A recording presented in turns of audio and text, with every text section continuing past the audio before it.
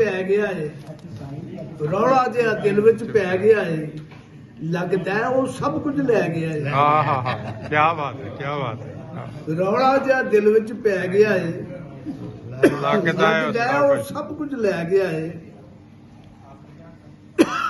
ਤੇ ਸ਼ੇਰੇ ਕਰ ਰੱਬ ਦਾ ਸ਼ੁਕਰ ਅਦਾ ਬਲਿਆ।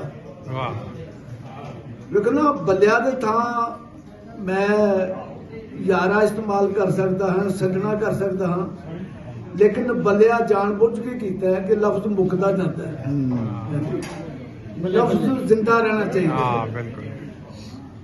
ਕਰ ਰੱਬ ਦਾ ਸ਼ੁਕਰ ਅਦਾ ਬਲਿਆ, ਕੋਈ ਛਾਵੇਂ ਤੇਰੀ ਬਹਿ ਗਿਆ ਹੈ। ਵਾਹ ਤੇ ਜੇ ਡੂੰਘਾ ਸੋਚ ਕੇ ਅੱਜ ਬੋਲਾਂ, ਜੇ ਡੂੰਘਾ ਸੋਚ ਕੇ ਅੱਜ ਬੋਲਾਂ, ਹੁਣ ਬੰਦਾ ਕੱਲਾ ਰਹਿ ਗਿਆ ਹੈ।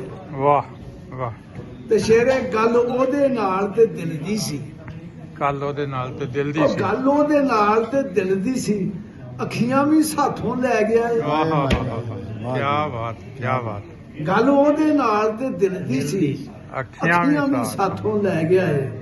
ਤੇ ਘਰ ਰਹਿੰਦੇ ਨਾਲ ਵਸੇਬੇ ਦੇ, ਵਸੇਬਾ ਵਸੋਂ, ਹਾਂ ਘਰ ਰਹਿੰਦੇ ਨਾਲ ਵਸੇਬੇ ਦੇ, ਉਹ ਦਿਲ ਵਾਲਾ ਕੋਠਾ ਟਹਿ ਗਿਆ। ਹਾਂ ਹਾਂ। ਕਦੋਂ ਖਤਮ ਕਰਾਂਗੇ? ਤੁਹਾਡੀ ਵਾਰੀ ਆ ਗਈ।